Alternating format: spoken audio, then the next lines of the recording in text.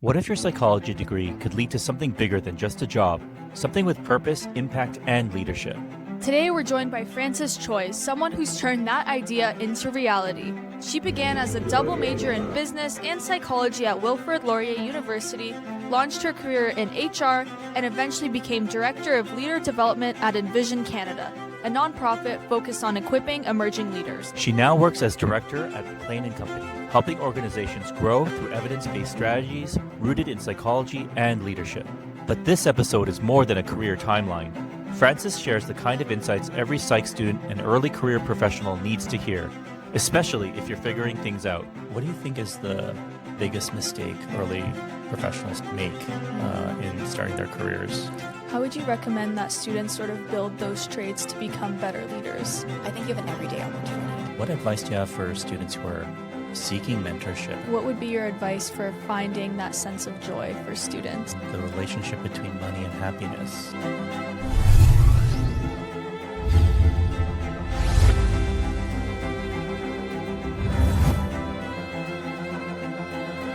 I'm Dr. Lee. And I'm Emilia, and welcome to the Enriched Mindset Podcast.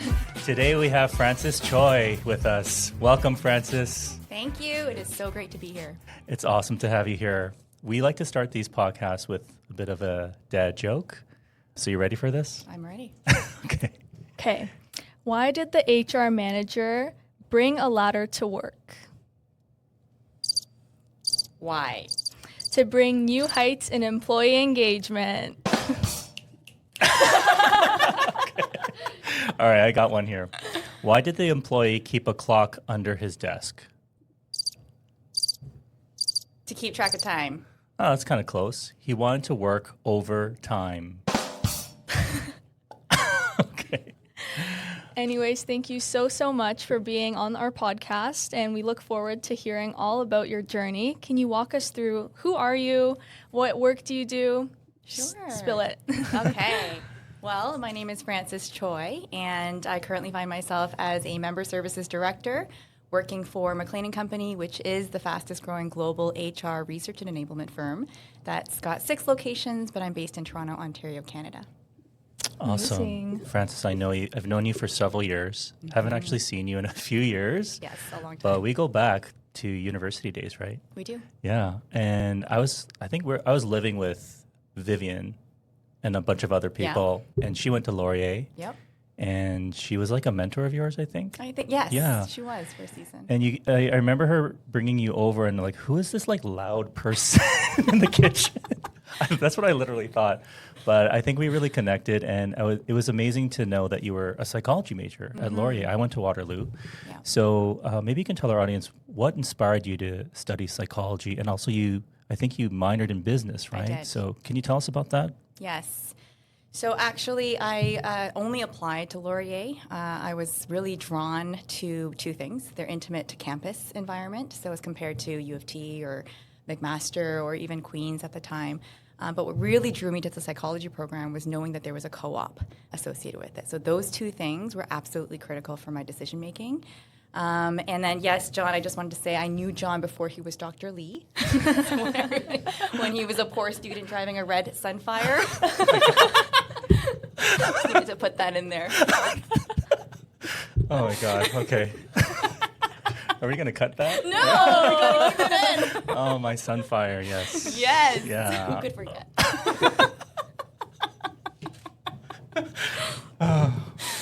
Okay. All right. Well, can you tell us about, I guess, your specific interest in psychology in particular? Yeah. Sure. Actually, I thought I would start in business, and then I took my first Intro to Psych course, and I was immediately captivated. Yeah. I've always kind of been a people person. I've been drawn to people. I'm really curious about getting to know them, understanding their stories. And so as I understood that, this is a course and a field and a direction that is offered in a university, like I'm all in. So I actually switched my major from business to psychology and then took the business option at that point. Oh, okay. I didn't know that. Interesting. It wasn't my first choice. What were some of the academic challenges that you faced in your undergrad, and how did you overcome them?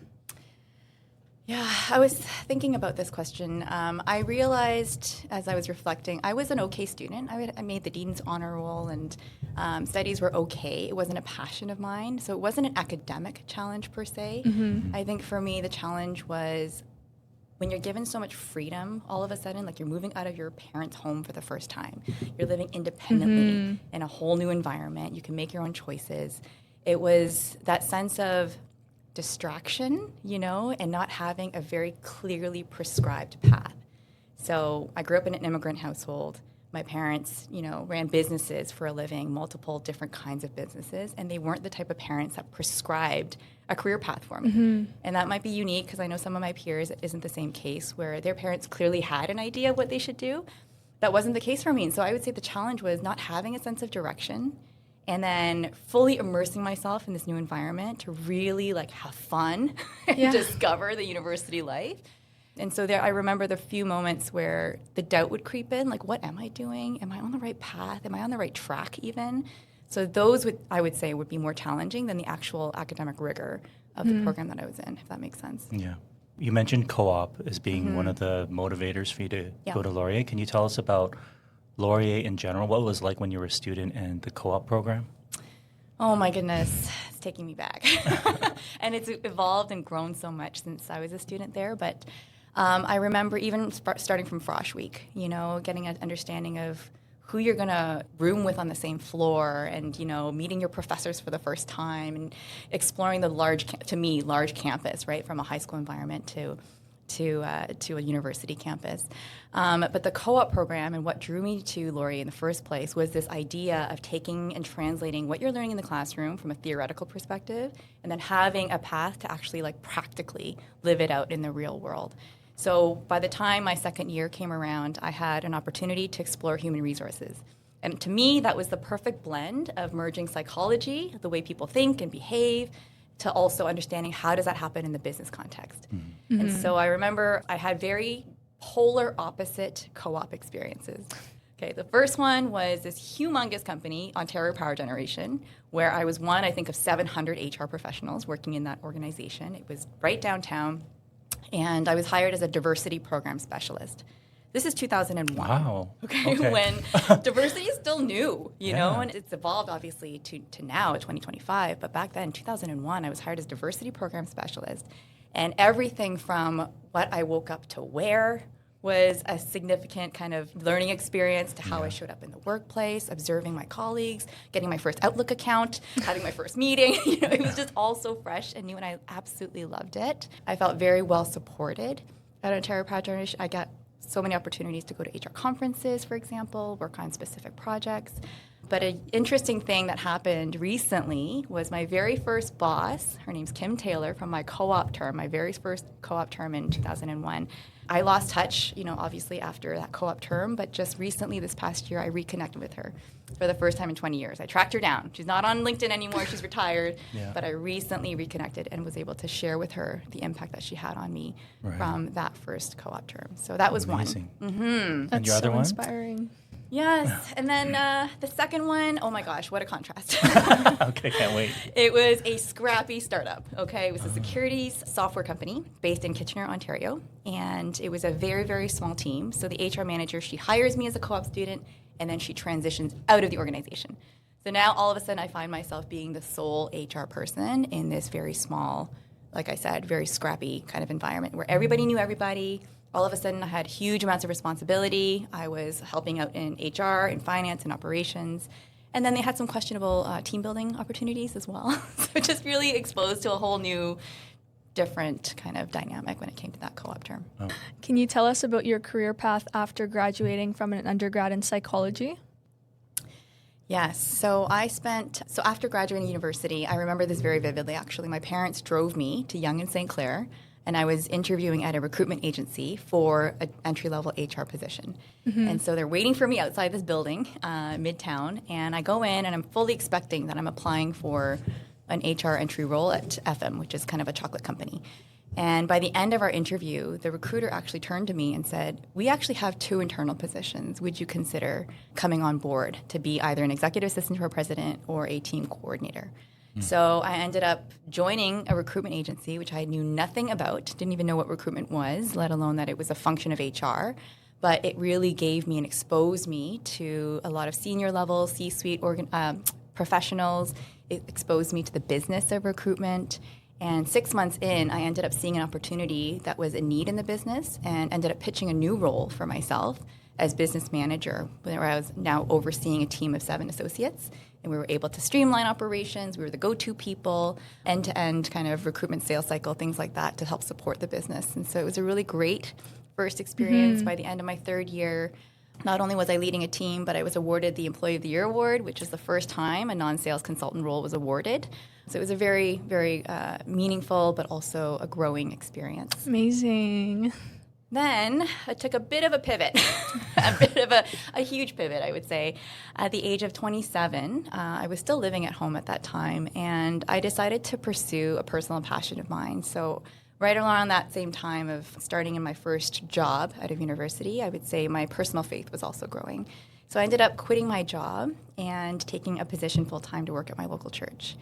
And that set me on a path for the next 15 years where I started working in a faith-based nonprofit environment in various roles, in various capacities. I went from a single church to then serving the headquarters of multiple hundreds of churches across Canada, and then also had global experiences too, leading a global team of faith-based international workers around the globe. So that was a big chunk, I would say, and a lot of people would think that that's a career-killing move, to take a pay cut and to go into an environment where it isn't as progressive when it comes to technology or processes or best practices. And yet I found such alignment during those years of my personal values and being able to make an impact in ways that made, it was just very fulfilling. So then present day, we come to McLean Company, and I joined just almost 3 years ago. And it was during COVID. I think COVID was an opportunity to pause for a lot of people, including myself. And I began really evaluating and reflecting on what it is that I want to do and, the restlessness and the curiosity really of, what is corporate world like nowadays, And so I came across McLean Company through LinkedIn. I revived my dormant LinkedIn account. I was following some of their content, which so aligned with my psychology, I remember, and some of the early HR experiences.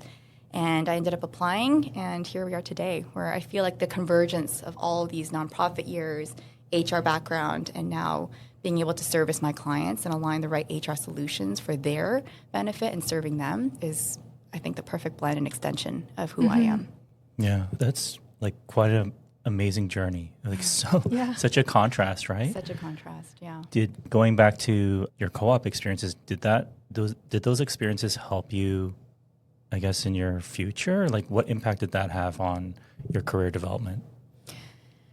It's easier to think about that question now and reflect in hindsight, because I think any and every experience you have in those formative years of your journey as a student and even those fresh years after school to come into a real-world experience, you accumulate so many tangible and intangible skills. You accumulate so much resilience. You accumulate so much ability to adapt and discover, who you are and the right environment that will suit, who you are as well. So it was a process of elimination too. Like, I'm a people person. I remember working for you, John, at one point, working on like data and like reports, and it did not last long because it just wasn't aligned or according to my wiring. And so had I known those things earlier and just in the process of really narrowing down focus, I think, just to answer your question, all of it contributed to where I am now and feeling a settledness and a contentness. A lot of psychology majors that reach out to me, they're really passionate about helping other people. And a few of them have mentioned wanting to start up a nonprofit in the future. And having led those organizations, can you talk about what that's like? What are the joys and some of the challenges of trying to start something like that? Yeah, just to clarify, so my last position was a director of leader development in a new initiative called Envision Canada, which was very much a startup within a long historical or somewhat established denomination. And so I had the benefit of pulling in those scrappy startup days, and really building things from scratch. Yeah. And the joys, I would say, is when you're doing that and you're aligned, with, again, your values and what it is, how you see the world, but also pulling in the best giftings and talents of your team and making things happen. Like we did hackathons, design sprint events before that was a thing, and we led a whole global mentoring initiative for hundreds of people that were now matched one-to-one with people that were aligned, to their own values and their own directions. We did a number of different things that I look back now and be like, I can't believe we were able to do that. We had the freedom and the trust to do that within this setting. At the same time, though, the challenge is, of course, in any nonprofit, you're always going to be constrained with resources. There's always going to be some infrastructure tensions, You don't have the resources to really invest in the latest technology, say, or we had a lot of homegrown leaders, people that came from other places and then were leading out of their own expertise or experiences, which oftentimes can be limiting. And so the last challenge I would say is my reality was I was the only female minority director in a predominantly white male-led organization. And so some unique challenges that came out of that as well. Yeah. What first inspired you to take the transition from nonprofit leadership to corporate sales and HR consulting? It was a curiosity. It was also an opportunity. I think, as I mentioned, COVID not only gave pause, but it also gave space for me to explore. And so I was on LinkedIn a whole lot more than I ever had been before. And I was compelled to follow through on some of the content that was resonating with me. And I think it was because of my curiosity, I clicked apply on the most generic job I could find. And thankfully that recruiter passed me through with zero sales background. And I think she told me later on it was my presence, the way I showed up on that call, the way I was able to clearly articulate and communicate, listen, I might not have the experiences, but here's where I can contribute, that ended up leading me to, get a job that's in a function that I've never had experience really in. So yeah, I think the seamless transition, there's lots of transferable skills, and that's a reflection process too, right? It went from sharing good news in one context to when you believe the products or services that you're working around day in, day out, then it's, of course, then sharing the same good news of the product or the service that's going to help, in my case, HR leaders, CHROs, and their HR teams. So in that respect, it was pretty seamless. Just kind of going back to what you mentioned about some of the challenge of being in your role, the nonprofit, being a woman of color, in psychology, there's a predominance of female students, it's very diverse. Can you maybe give some advice to somebody who might be in a role and kind of feel like those kind of pressures or that kind of environment? How do you navigate that? Yeah, I remember very clearly there's instances where, first of all, if there's another Asian in the room, it's often common to get mixed up, the names mixed up, or and so like that, initially I just kind of, it's no problem, but eventually as it happens more and more, it becomes a challenge. Or you're sitting around a board table and automatically you assume that you're the note taker. Really? When actually, I'm here as a director to contribute to the agenda, and then I think for me, growing up in an Asian household too, like you're always taught to honor your elders and your senior and your authorities. You respect your authorities, and so I would proactively, I would make space and put my chair in the corner so that other people could be comfortable around the board table. Yeah. And it was the invitation of one of my peers, like, no, come, join. Like, you're very much a part of this. And so it shifted as those kinds of experience became more, where I was invited, not as like an outsider, but actually you're one among. And I think my advice to those who are facing similar kind of those unique challenges, I think nowadays it's much more commonplace. It's written about. There's a lot more studies around it, and DEI is evolving, and it's gotten some polarized, of course, reactions and responses, especially in the organizational context. But inclusion and belonging will always be universal values that have proven to drive growth and innovation. And so now, I'm always the one on the lookout. Who is not included for whatever reason, and how can I pull them in? And I'm very much, even in my church context, I'm a welcomer. I love bringing newcomers into the community and to help them feel a sense of belonging, and so it's just, it's one of those things. That's great. It's so important to hear those voices, and especially from people in leadership, to have mentors like yourself. Let's, I guess, talk about that transition from nonprofit to where you are today. Can you talked about reviving your LinkedIn. Yes. Can you just talk about what a challenge that was to move from totally like a seemingly different industries, and if there was any stigma or anything like that. Talk about some of those challenges. Yeah, I mean, I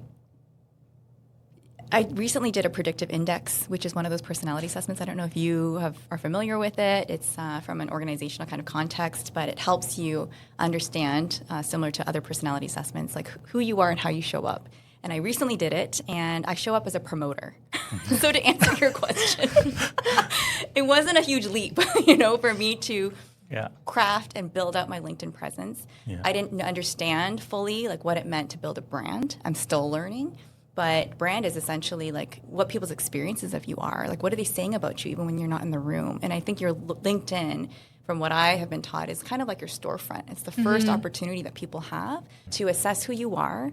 And so I took a lot of time and care and consideration. Like, what are the images I want to, reflect on my feature profile? What are the stories I want to share? What are the words I'm using to describe my about section? How do I pull in and weave in all the various different experiences that make up who I am today, And so I think those are really key considerations for those who are transitioning from student to workplace. Work on your LinkedIn. That is the platform of today that's going to bridge, your identity from a student to a worker. And so absolutely looking into that. I think that's really, really important. That's something that we definitely try to promote after each podcast, post on LinkedIn, LinkedIn, update as much as you can. Yeah. I definitely can say that your LinkedIn does feel really inviting. I love that you have the emojis, even of your children in your title. I love that. I think on LinkedIn, a lot of people often rant about how it's hard to get a job nowadays, how it's hard to switch from industry to industry. What advice would you give to those people?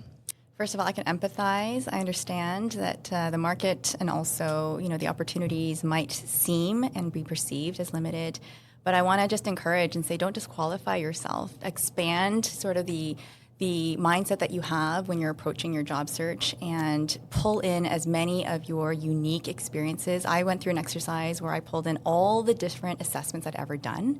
And now we have the advantage of using AI, right? And I asked AI, like, what would you say is my superpower? Leveraging all these different, and it came out with just compelling language that I would not have thought of myself, right? And so I reframe and now use that to say, okay, what is the unique superpower that I have that can leverage my background, leverage my diverse experiences, and then contribute in ways that are going to land and going to align. I would also say be clear about what those transferable skills are, really reflect, really ask others. I went through an exercise also where when I was kind of newer into the McLean role, maybe about a year and a half or so, I asked some of my colleagues, like a good sampling of them, like what is the impact that I've had on you, as it relates to this work? And it illuminates for yourself some blind spots that you might not even know in a good way, right? Like, what are the things that they're saying and what are the common themes that you can then bring into how you show up in your future kind of applications and whatnot? And then finally, I think this is the most important. Surround yourself with people who know you, who are going to champion you and encourage you, because these are very, very difficult and challenging times, and to not lose hope. It's just the one door that needs to open to really move to the next chapter of your life. So. Ever since I've known you, whatever kind of group you enter, you end up serving in a leadership position. So I'm just wondering what advice you have for students that want to kind of climb up to a high leadership position at their job. Yes, I didn't seek out leadership. I would say I think it's a combination of just caring for people, caring for the things that your organization stands for, and then saying yes to opportunities even before you feel prepared to do it. And so examples, even in my current context, I started at McLean very much with imposter syndrome. I was in my onboarding, I was the one that was raising my hand, asking all kinds of questions. And then soon enough, as I understood, first of all, the mantras are get 1% better, right, every day. Don't try to boil the ocean. And then the other thing that was constantly reframed for us was work smarter, not harder, right? And so similarly, when you're thinking about leadership, what are the ways that you can get 1% better in gaining more visibility, raising your hand to say yes to things like, in my case, it was filming a video on activating networks. It was a learning guide. It was going to be posted on our website. I said yes to that because it was something that I transferred from my previous experience that I could easily do. Another thing I said yes to was emceeing our annual HR conference, right? It was our first conference experience, and let alone here I am emceeing it in Orlando, Florida, with like hundreds of, but it was just those things where it's like, I'm scared. I don't feel 100% prepared. My leadership doesn't even know if I'm capable of doing this because I'm untested, and yet I'm going to show up and try my best. And again, those experiences that strengthen your confidence muscle, first of all, but then increase your visibility to the leadership that you're in, it continues to open doors for you. Yeah, that's amazing. Just shooting your shot and going for it is definitely something that's super valuable nowadays. How can psychology students diversify their skill set and make it more applicable to leadership and the business realm? I think psychology students have an advantage because you already are so invested in understanding the ways people think and the ways that they behave, which is universal. You can apply that in any context. Like, I was thinking about the Survivor show, right? Yes. Because that just, you had a guest on the show who was incredible, but that show released while I was in university, And I remember thinking back in 2001, right? It was May. And here we are, like in the 48th season, right? I was thinking about that show. Are we dating ourselves? Did you say 2001? Wasn't it? 2001. Oh, okay. And then you said 48. 48th season. Oh, season. 2 per season, Dr. Lee. Okay, sorry. I thought I was going to correct your math. I know, I could tell the fact check vibes. Like, wait a second. Go on. Sorry. But to your point, I mean, the reason why people like us are so drawn to that kind of show is because it's like played out, right? Yeah. It's played out on how well people can read other people, what their emotional intelligence is, you know, the ways that they're able to network, the ways that they're able to build trust and rapport with people, and then to later backstab them. But that's the case in any context, whether it be in an office or in life. I mean, those skills are universal, and so that's what I would say to your question. Yeah, I mean, that kind of goes into the next question, which is, I guess, from your observation of people who are high performing in organizations, what are the key traits that you see? As I think about our organization, and I mean, it's clear cut, especially in the function that I'm in, because it's sales and you have your established targets and the dashboards are visible across the board. So you can see from a performance standpoint who is performing well from a production and sales. But from a non-sales commercial kind of standpoint, who are the people that are collaborative, you know, even internally? Who are the people that are giving feedback, you know, to their teams and leadership in a way that moves the business forward? Who are the people that are adaptive to the change? If I think back to 2.5 years ago, my onboarding experience, it is radically different than the onboarding experiences of this year because the technology has changed. You know, we've invested behind ways to work smarter, not harder, you know, leveraging AI, leveraging things that can make us, you know, kind of hit the ground running sooner than later. And so how adaptive are you to the introduction of all these new technologies, to the introduction of new streamlined ways of working? So it's adaptiveness, it's collaboration, and it's also, of course, bringing excellence, your best foot forward in the job that you have. How would you recommend that students sort of build those traits to become better leaders? I think you have an everyday opportunity. In your day-to-day life, think about your thought process. Think about your posture. Think about the words that are coming out of your mouth. Think about the feelings that you have as you face your day-to-day. Those muscles of resilience, I developed from a young age. You know, it wasn't from the workplace setting. It was overcoming challenge after challenge.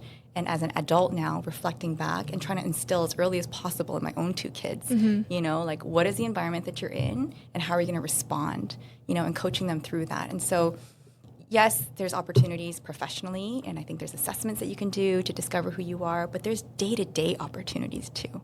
Because our workplaces, we spend the most amount of time there, but it also bleeds into both, right? Your work bleeds into your home life, who you are at home bleeds into your work life, and so working on that internal muscle, the intangible, unseen muscle, I think will serve you in every context. I love that. Yeah. As a HR professional, do you see differences between generational cohorts in terms of ability to take feedback or emotional sensitivity or other factors? Like sometimes people think of Gen Z in a certain way. Is there any like truth to some of the things that people are seeing? So I'm not an expert in this area, but I do know that our organization has studied this, the generational stereotypes that often exist. And now we're working in a world where there's up to 5 generations that could be working in one business. So think about that, right? And how easy that we can take mental shortcuts to try to classify or make assumptions based on those generational divides. I would say in my own personal experience, and I think even based on the research, there is no divide. It's an individual approach that you take to people. It's an individual humanistic approach that you take the same curiosity that you would from an alpha or Gen Z to a boomer, as you approach them in their work and as you work towards them and ask and wrestle through some of the differences that you might have. I think that's more the secret sauce to working well together rather than coming in with assumptions or classifying and making broad, generalizing statements. Great answer. Thank you. What are some of the misconceptions about HR consulting and corporate leadership that psychology students should be aware of?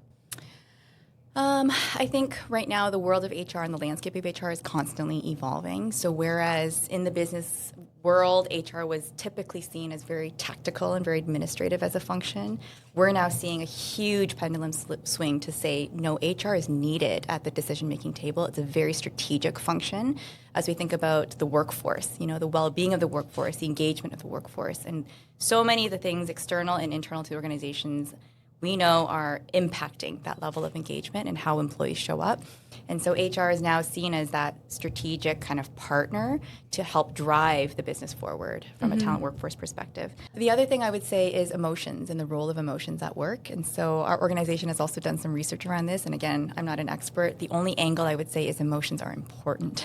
Yes. And they absolutely play an integral role at work. It helps to build culture. It helps to build cohesion in your teams. It removes the barrier sometimes. It promotes psychological trust and safety when you have the space to actually come as you are and express some of the emotions that you have.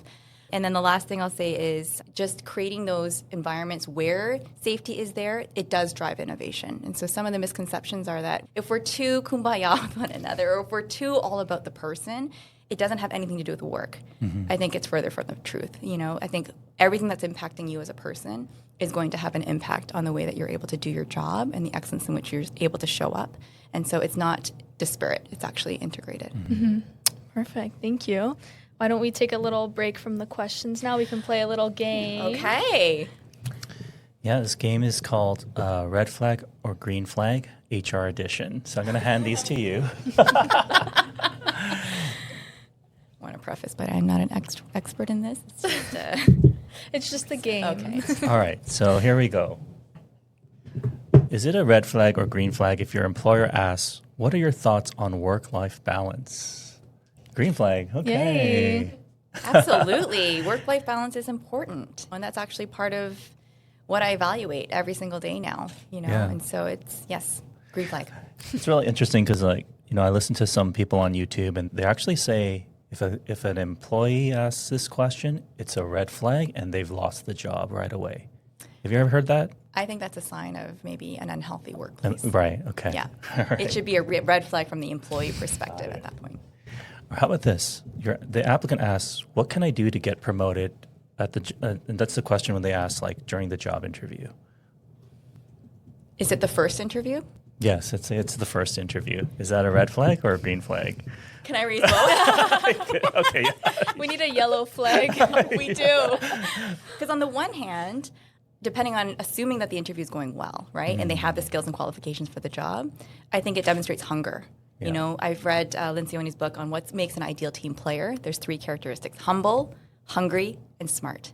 And this question points to the hunger. They want to understand, what does their career pathing look like? What are the opportunities that they have to advance? They're not just here for the short term, they're looking for the long term. So that could be a green flag. On the other hand, it could very much be a red flag because it's like, well, we're hiring you for the job at hand. Why are you already future focused to think about whether or not you're going to be, skilled and qualified for that next role? So I guess you'd have to dig deeper, right? Yeah. Absolutely. Okay. It's an appropriate question for maybe the 3rd or 4th interview if there is one.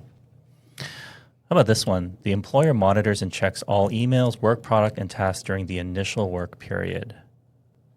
Red flag, okay. Okay, let me talk about something I heard. I've heard that in a small organization that micromanaging is actually necessary in the beginning because it's so small. You're relying on a few people, and you kind of need to do that. in the beginning, and micromanaging has gotten a bad rap. So that's just from that perspective, but let's hear yours. This question says checks all emails, work product, and tasks. I think there needs to be some level of trust and empowerment of the people that you are bringing on. And if it is a small organization, all the more. You know these people personally. You get to know sometimes even their backstory. And so you establish first impressions, which are also lasting impressions from both an employee and employer perspective. And so I would absolutely still stand by my red flag on that question. All right, how about this? Applicant asks, do you offer mental health days or support? Yay. Okay. This is normative now. I mean, I think it's basic inclusions of most total reward packages that I've seen. It's definitely the case in my organization. We have leaders who are open about their need to tap into our mental health benefits and resources. It's regularly encouraged.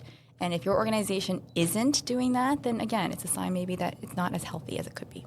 Would you rather? Am I putting away the flag? Yeah, you can. Yes. All right.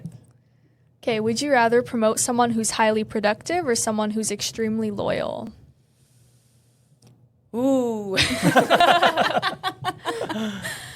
I've actually experienced, the drawbacks of the latter, and I think you can cloud your decision making and your discernment even when you have that personal relationship and you've established such goodwill that you don't think about what's actually the best decision in this case. It's more of service to, the loyalty that's established in that relationship. And I think if you're an employer or a leader, you need to think about the business first. Right. So Okay. that would be my answer.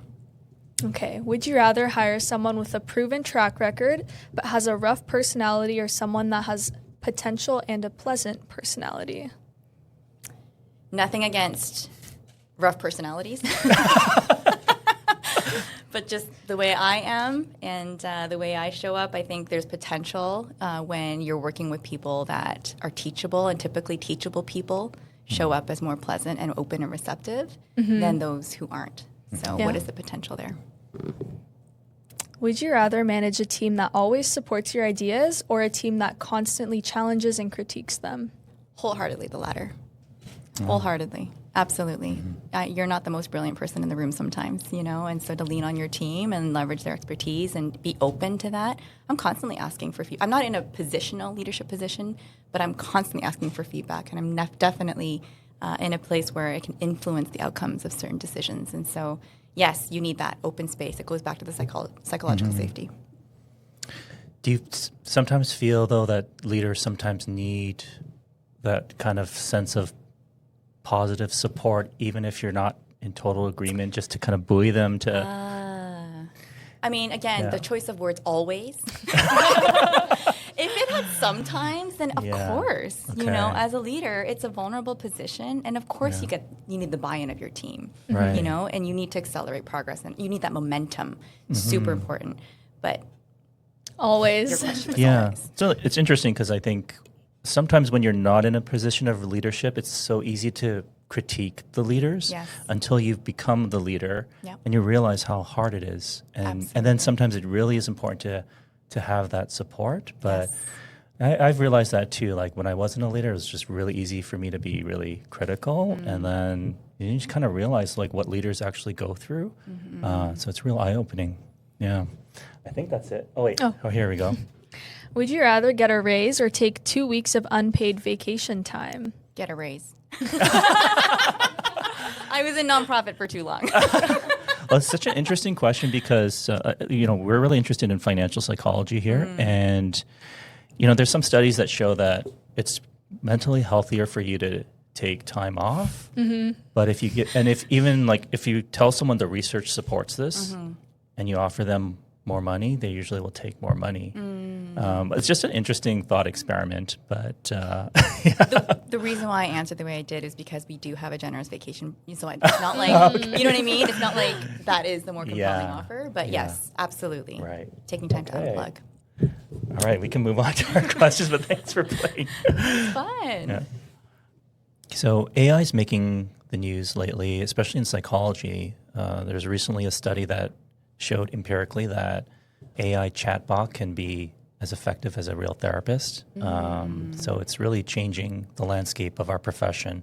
Let's talk about HR. Does AI have a role in the HR industry, and what do you see happening in the future? Absolutely, 100%. We as an organization, we've adopted AI, so we actually have an AI-assisted chatbot built into our website so that our members can very quickly get their hands on the tools or research that mean the most to them at that time.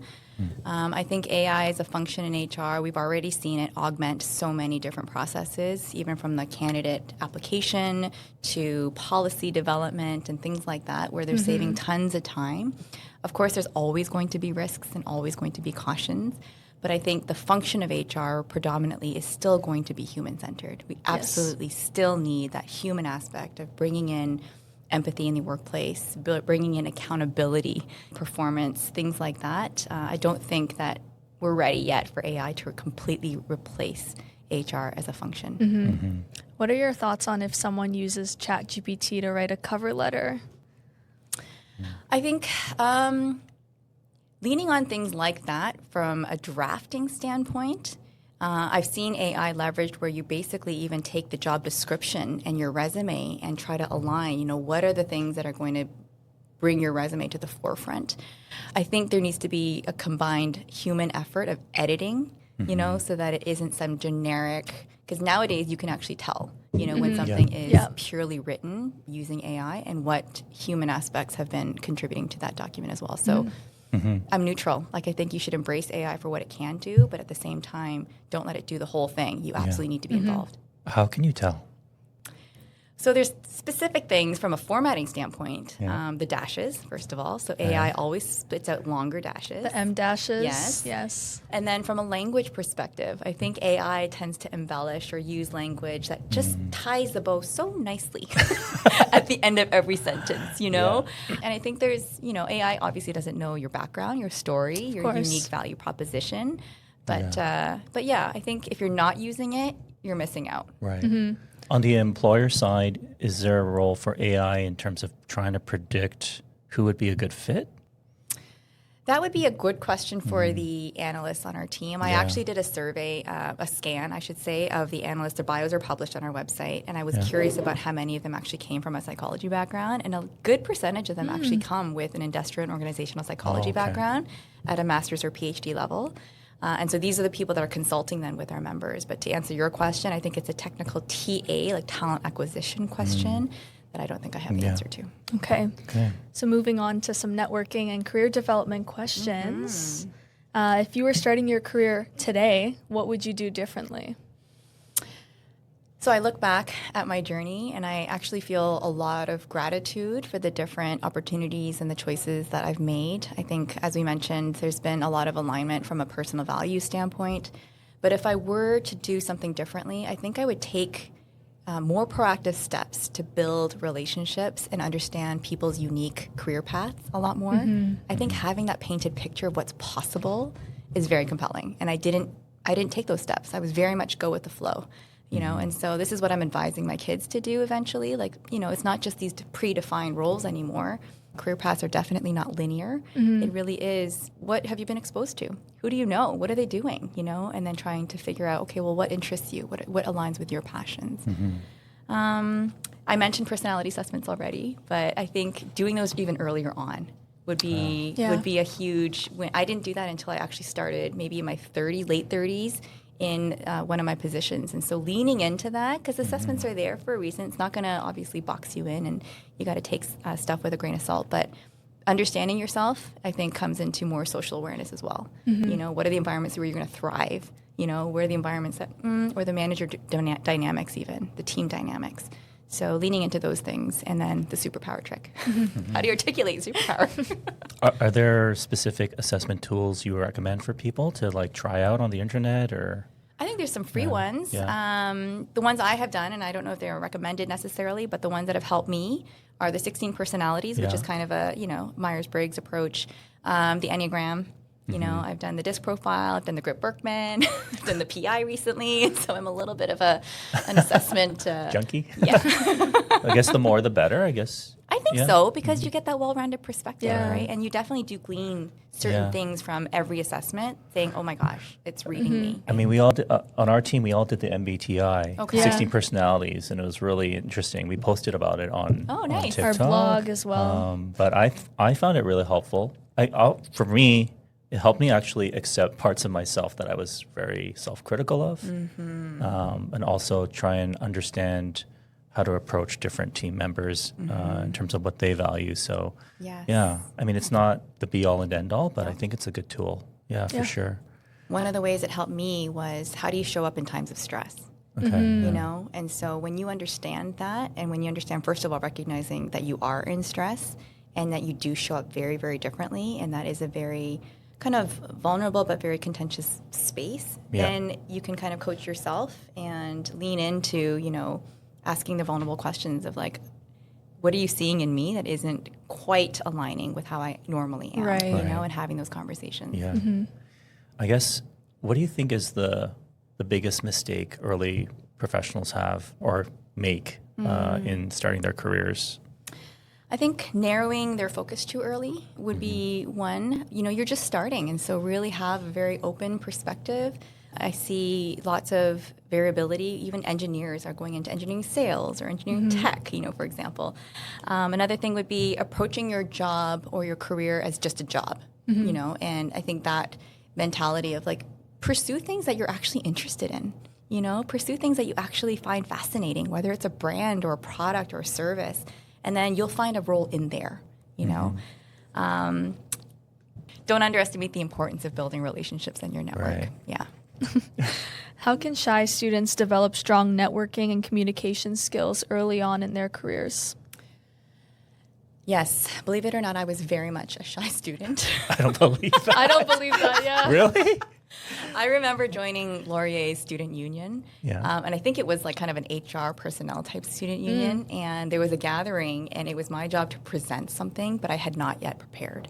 So imagine like one of those lecture halls with like students filled, and I try to give that responsibility last minute to someone else on the team, and they wouldn't kind of rescue me. I ended up standing in front of that room, just like talking off the top of my head, you know, and it was the most unnerving. It's a traumatic event because I still remember it, right? And so for shy students, I'm coming back to that because those opportunities, again, are going to build that comfort muscle in you. So starting small, not a whole lecture hall, but starting small, like what event can you join, or what networking or, you know, connection can you make, even with one individual. And for me, outside of work, I was asked to, you know, MC weddings or, you know, host. I give announcements, for example, in my church community. And so it's now a natural extension of who I am, and I've grown to be comfortable. But it started from the shy student that was like trying to avoid public speaking. So, I would say accept those stretch assignments and keep building that confidence muscle. So throughout your life, I'm sure you've had mentors. You mentioned your co-op mentor. You've been a mentor to other people. What advice do you have for students who are seeking mentorship? I mean, not everyone has the time and energy to devote to mentoring everybody, but how does a student find a mentor and approach a mentor? And is that even important? I think it is important. I think the word mentorship is often like loaded, you know, automatically you think, oh, this is going to be a heavy burden, or it's going to be a long kind of relationship. Mentorship could happen really in quick kind of successions or quick little seasons as well. For me, I'm on the receiving end of a lot of cold outreach on LinkedIn, you know, and the ones that I actually respond to are the ones that are thoughtful. So my recommendation would be like, don't be lazy when you're reaching out to somebody that you actually want to connect with. Be thoughtful, understand a little bit more about their profile, and offer something as far as specificity. You know, the quicker that you can create a decision moment for that mentor to say yes to you, the better. So for example, if you're introducing yourself, I'm reaching out to you for this reason, because this reason, I would like this, you know, kind of I would love to have a coffee chat to discuss this. I think that's an easy way to be like, yes, absolutely, you know, and I'm very open to that. I continue to do that to this day. It's amazing. I guess moving on to some financial psychology questions. So you worked in the nonprofit sector for so long, and now you sort of obviously transitioned into HR consulting. What are some of the financial habits that you think are crucial for young professionals in their early careers, especially those who are sort of considering that change to potentially a pay cut? Yes, this is something that I wish I learned way sooner, and I was proactive about seeking advice in. I remember being in university, rooming with a friend of mine who we bought a package of highlighters together, and it was one package actually with multiple highlighters, and she purchased it, and I was like, great, we split the thing, and then the next day she came up to me, she's like, you owe me 75 cents. And in my mind, I thought, oh my gosh, that's so annoying. Like, why is she asking me for 75 cents, But in hindsight, I'm like, well, of course, because it's her accountant dad that taught her to budget and to track and to save. All those things that were complete mysteries to me. It wasn't something that I was very much aware of or knew that it was important. And so starting earlier on to build those financial habits, which I think is amazing that your podcast and your service is really centered on, and breaking through the stigma. Because growing up in the way that I did, we never talked about money. I just knew it was in shortage. I just knew my parents consistently continued to work hard and there was never enough. But they didn't necessarily translate that into some real world examples where I could start building those skills. Yeah. So yeah, that would be. Yeah, and I'm just curious what your perspective is on the relationship between money and happiness. Oh, so I think money is, of course, important for obvious reasons. It provides security, it provides opportunity. But for me personally, I think a more deeper, enduring emotion would be joy. And what gives me joy is my personal faith. It gives me joy to have personal relationships with people around me, to know that what I'm doing is aligned to serving and service. And so, yes, the relationship between money, it's important, but it's not the be-all, end-all. Clearly, I've invested 15 years where money was not on the radar for me personally. And so it isn't the marker for joy, for sure. Yeah. What would be your advice for finding that sense of joy for students? Ooh, I think it's so personal and unique to who you are. I think hopefully you're surrounded by people or at least one individual where they just kind of, take you aback, and it kind of sparks a curiosity in you. That was definitely our case when I first went into my first church building, for example. There was something that was set apart about the people that were there that was very compelling. And I was living kind of, doing my own thing, prioritizing fun over anything else. And I think beyond what I was even aware of at that time, I was longing for something deeper. And it was really the example of those around me that allowed me to kind of move in a direction that helped me to discover that for myself. And so similar to students and young professionals, like, what is it ultimately, the mark that you want to make in this world? And how is it that you want to better position and align your efforts so that you're moving in that right direction? So our audience consists of many psychology majors who are really anxious about their future, potential career paths. Do you have any parting words of encouragement for them as they navigate their futures? I mean, we talked about this already, but if I were to summarize, I think just taking comfort and encouragement that no career path is linear, that every opportunity that you have is absolutely a learning opportunity to discover yourself, but also to discover the environments in which you're going to thrive. So that's one. Number two, I'm very much an advocate for staying true to your values, and so even the whole game that we played, if you're seeing red flags, it isn't the right place for you. Discern that earlier on and don't waste those years and energy to discover at the end of the day that the fit isn't there, when you could really take the time on the front end to reflect and to really assess. So don't quickly jump into the first thing. Really wait and have some self-worth, that, yes, you're there to contribute to the place that you're going. For me, the other thing would be to seek out those people that are going to help navigate, this tumultuous time with you. The journey wasn't designed to be alone, and I don't think, anybody ever needs to be alone. I think there's plenty of resources and people, whether it's online or in person, who can tap into.